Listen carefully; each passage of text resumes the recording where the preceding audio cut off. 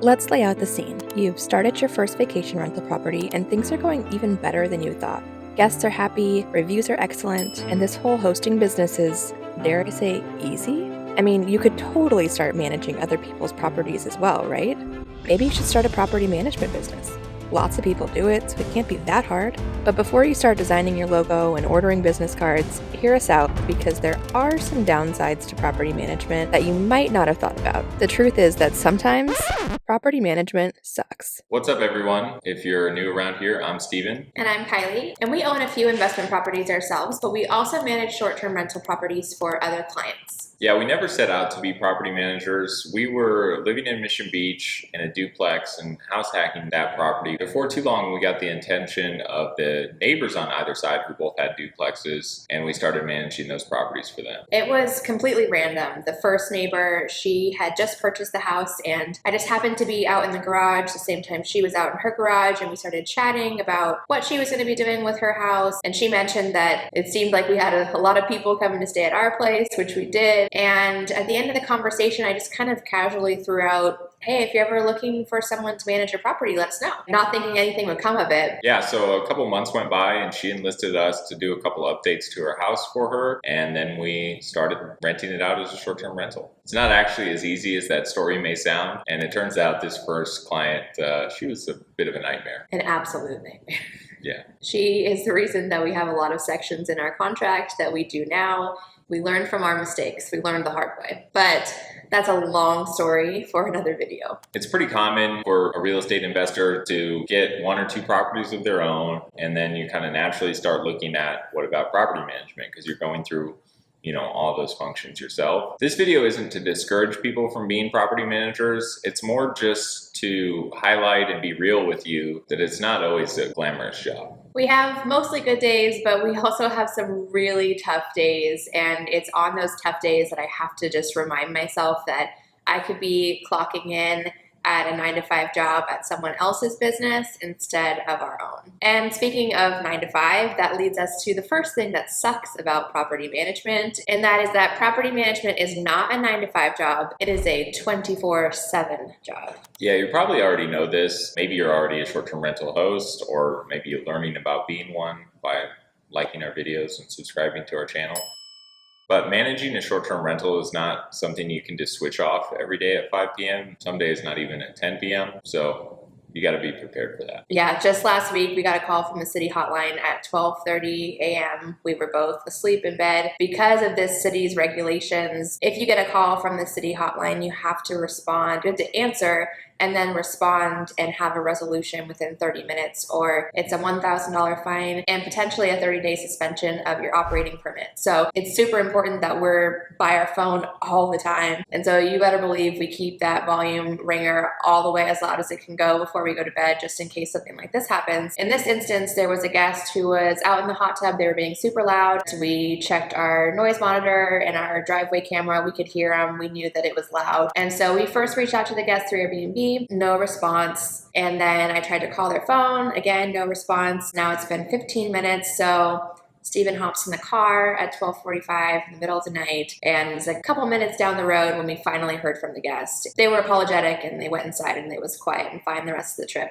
Yeah, so the good news there, no fines were issued. So if you're considering getting into property management, what you have to understand about the business is you can't just push off these kind of responsibilities on someone else unless you've hired someone else. You can't just ignore them because it's outside of your normal business hours. Now there are limits to this. If we get an unreasonable or a non-urgent message coming in, it can wait till the morning. But if we're awake and we can respond to a guest quickly, then we'll do it. But I'm not going to be like checking my phone throughout the night to see if we got a new inquiry and responding immediately. That kind of stuff, it can wait till the morning. So after we lay that all out there, you may be wondering why we still like property management. Even though it is a 24/7 job in some respects, we do like the flexibility that the schedule brings us and the ability to do it from anywhere. Most of our busy time is between the hours of 10 a.m. and 3 p.m. So that gives us, kind of our mornings at a more leisurely pace. We can make breakfast with the family and we're not stressing to run out the door and all of us get ready and we're dressing up for an office job, and it's just a lot more relaxed. Also, since we're mostly working from our phones, we can be pretty much anywhere. We get called out sometimes to those properties, kind of between that 10 and 3 time frame. But we also spend parts of the day at the computer in our office doing emails or tweaking listings or, other admin tasks. The beginning of the month, we always have owner statements, and that soaks up a good amount of office time. But otherwise, we're flexible to be wherever. And that brings us to the second reason why property management sucks. The workload is similar to managing a property that you own, but the payout is less. When it comes to ongoing management and upkeep of the property, the workload is pretty similar when it's a property that you own versus a property that you manage for someone else. Financial obligations and debt burdens, those are a totally different topic, and that's not what we mean by this. We're talking about the day-to-day effort that it takes to keep a short-term rental property operating smoothly and to keep guests happy. And instead of us being an owner and getting 100% of the earnings, we only get the percentage that we charge as a commission. There's some times where we think about how much time we spend managing a property for someone else and how we could trade that time for a property that we own. But at the end of the day, being a property manager is still a lucrative way to earn money. Yeah, the money that we earned from property management allowed me to not have to go back to a 9-to-5 job once our kids were born. And then once we were generating enough income to basically match what Steven was making in his 9-to-5 job, then he was able to step away from that as well and focus full-time on property management with me, which is fun because we like to work together most of the time. Property management can provide a path out of a typical 9-to-5 job. What we've done is tried to save our earnings to reinvest in, another property of our own or other investment opportunities that come along. The third thing that sucks about property management is it really does require a ton of time management. Yeah, on any given day, we are being pulled, both of us, in 100 different directions between guest messaging and client emails and scheduled maintenance and unscheduled maintenance, property inspections before a guest checks in. New client calls also come up. Sometimes you'll spend 30 minutes or an hour answering questions and talking through the situation with a potential client. Sometimes that goes nowhere. Sometimes, we get a new listing out of it. But if it does, then we have an onboarding process. Sometimes we'll do more detailed market analysis for clients. And once a client has purchased a house, we also have a component of our business that's whole home setup, and we have to work that in. We've had a couple clients that after closing escrow on an investment purchase gave us the keys and didn't come back for months to see the house, and we were running it as a short-term rental. We also have the upkeep of our listings on the various booking platforms and our website. We have our social media channels, so we're on Instagram and Facebook and Pinterest, and we have blog posts on our website and our weekly newsletter and filming YouTube videos and all of these moving parts that if we didn't have a good time management system, it could easily spiral out of control. So it's a combination of good systems in place for time management, but also good people. We're lucky that we have a great team to help us with property inspections, and Kylie has a VA or virtual assistant that helps with a lot of social media and blog posts, planning and execution. But we're also looking to expand, and if you know someone who's kind of got a handyman engineering skills in the Coachella Valley or Palm Springs area,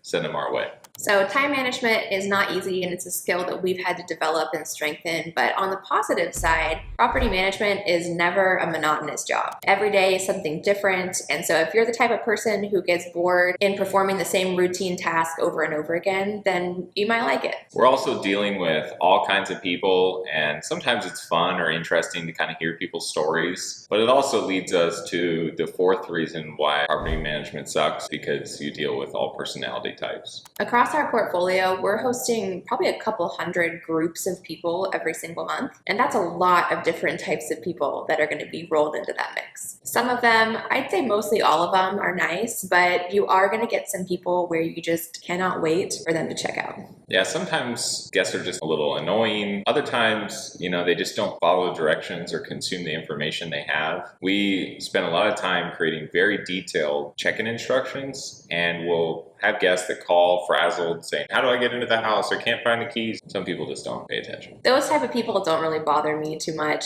Steven gets a little more annoyed with them, I think, than me. I get more frustrated when people kind of have this sense of entitlement and are talking down to us and not really giving us the same just sense of decency and respect that we're showing to them. It's also important to note that whether you're managing your own property or two, or you have a big portfolio, many times you're dealing with guests who are on vacation, probably consume some alcohol, sometimes a lot of alcohol, and that can lead to, the type of person that you're dealing with and maybe not the friendliest interactions. That's a really good point. We look at these messages and we're like, are these people nuts? What is going on? And then we realize, oh no, they're probably just a little buzzed. Those guests are really pretty few and far between, but for some reason they kind of come in clusters. And That's so true. It's like a weird phenomenon. It's like the crazies all come out at once. that's when some of the tough days come in. So the fifth reason why property management sucks is at the end of the day, you're still trading time for money. When we first started in property management, the possibilities seemed endless. It seemed like we could just keep adding more and more properties and clients, and that there was no cap on our income potential. But the more clients we started to add, and the busier and busier our days started to get, we realized that was so far from the truth. While we aren't working typical 9-to-5 jobs, and so therefore there isn't some annual salary cap that we have, we're still trading time for money, and there's only so much time in the day. We really had to take a step back and look at our business from a big picture standpoint and decide which direction we want to head next. There's two main options. Either we can continue to grow our management portfolio and add additional support, or we decide to cap our client list at a certain number, and then we can become more selective about the clients that we work with and also our rates. This direction would allow us to expand our business outwards into related but different avenues instead of upwards with more clients. We really haven't fully made up our minds, but we're leaning more towards the second option, which is kind of more outwards expansion versus upwards. We have this YouTube channel and we hope to grow. And then we also have this big 77-acre property that we mentioned in a previous video, where we want to spend a lot of time sort of maximizing the potential for that. And aside from that property, we would like to acquire a few more investment properties of our own. So I think we know deep down that the second option is probably what we're going to pursue, but we'll take you all on that journey with us, whatever we decide to do. We hope we didn't scare you off too much from property management, because it is really something we love to do, but we also don't want to glorify it into some get-rich-quick scheme, because it really isn't that.